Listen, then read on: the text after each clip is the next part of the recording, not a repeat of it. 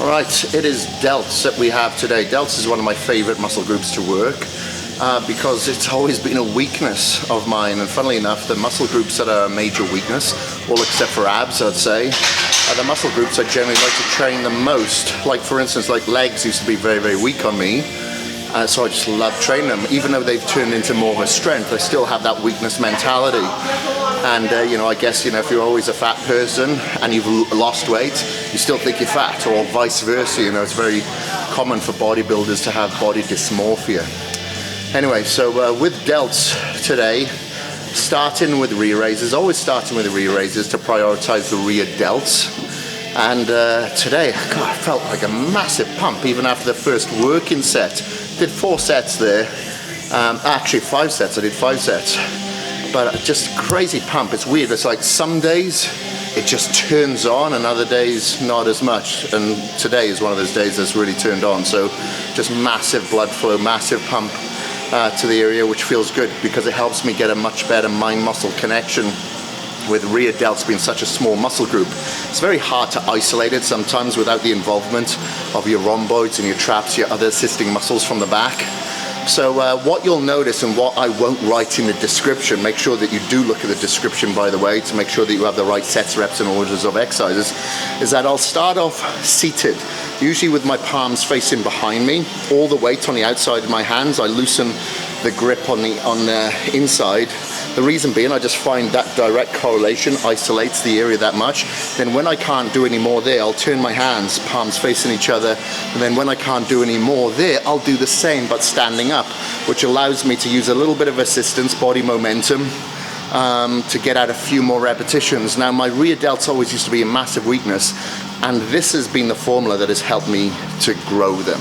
Not any particular amount of reps or sets or anything like that. DTP has definitely worked, which is dramatic transformation principle, but really finding failure points past the initial failure point. So if I can't do any more there, I'll be able to do a few more there, and when I can't do any more there, I'll be able to do a few more standing, and then my rear delts feel absolutely obliterated.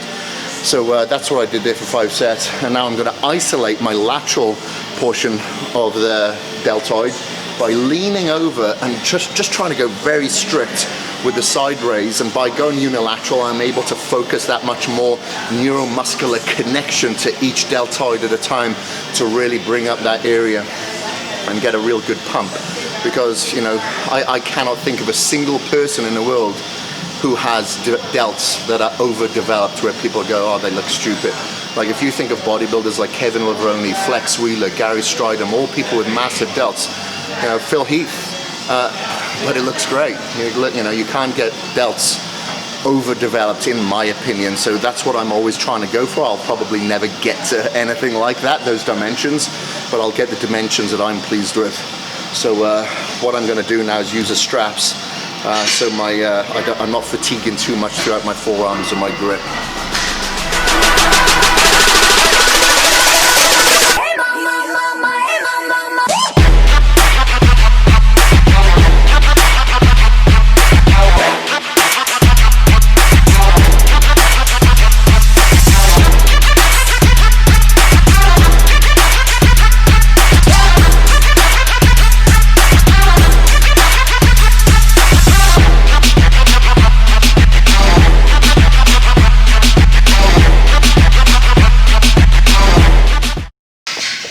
That is it, delts is done. One thing I failed to mention at the beginning of this video is that we're going to be hitting a bicep and tricep top up. So as I've done with like chest, as I've done with delts as well, I'm doing the same with arms, and I'm doing a top up exercise. One exercise for bi, one exercise for tris, just to get blood flow into the area again. Just keep shuttling blood in there, getting a pump, allowing nutrient-rich oxygen and blood, nutrient-rich blood to the area to allow and facilitate for better growth, until I'm able to really get my strength up and really break down those muscle fibers. This is what I'll be doing, basically increasing anabolism through frequency. So that's why I'm going to go into that now. But delts is done, targeted mainly the rear delts, anterior head with the shoulder press, and then obviously I hit the lateral head again with the side raises, dropping down to a drop set at the end. And man, I could feel it at the end of the week, training 5 days in a row. It's this day that I really feel that I'm starting to dip, and that's why, you know, it's essential that you visualize and get your head into this as much as possible. The only thing that separates me, you, from anybody else is not your physique. It's how you're able to evolve that physique from the brain up. So if you're thinking about trying extracurricular supplementation, use this here. A lot of people don't exhaust their capacity of what's available to them. Instead, they set a very short ceiling and they don't open that ceiling to be basically limitless. And that's the way that you've got to think. If you want to pursue your dreams, you know, people told me there's no way you can, you know, compete with your genetics on a bodybuilding stage. Well, I managed to get second in the Natural World Championships.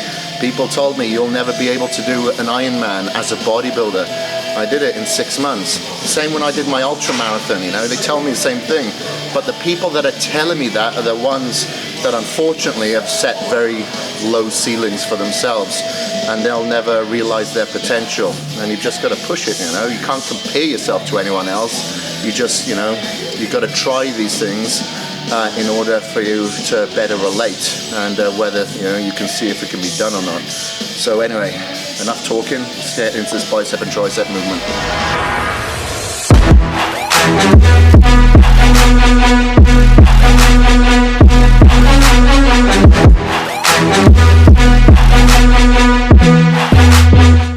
Alright, so that is it for today.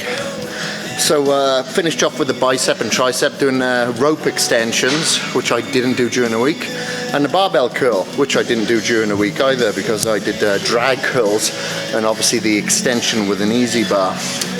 And just to get a bit of a pumping area, I did feel like going a little bit heavier than usual today because it felt good. So a lot of it is, you know, to do with like instinctive adaptation. If your instincts tell you to do something, I'll generally do it. If my end, you know, it's like I went heavier on the shoulder press today. It just felt good, even though I was still able to punch out like 20 reps going much, much heavier. So it's good to finish off the week strong. And so with the next videos, now next couple of days, what I'm going to do is show you a little bit behind the scenes outside of the gym, you know, what I'm eating. You know, it isn't going to be interesting because I eat the same thing every single day. But a lot of the other things that I do at home to enhance my recovery, to ensure that, you know, I optimize the efficiency of the downtime away from the gym. So, you know, a lot of people neglect their recovery. You know, they come in here, they sling around the weights, they eat so many calories, and then try to justify a reason why you're getting results and they aren't. And the reason being is because a lot of people don't optimize their recovery. They're not looking at nutritional protocols and the ratio of amino acids from one protein source to another. They're not efficient with their sleep. Yeah, they may be in bed for 7 or 8 hours, but they're not having much REM sleep or deep sleep. And it's the same with a lot of things, you know. The cortisol levels is an absolute killer for muscle. So I'll do everything that I can now over the next couple of days to really lower my cortisol levels and maintain that as well. So I'll show you a little bit of an insight behind the scenes, so hopefully you can apply some of those if they are relevant to you. And you know, you'll be surprised. Even if you've been training for 15, 20 years, you'll still be able to overcome a lot of plateaus by implementing some of those things. So anyway, that is it for today, kids, and I will see you here soon.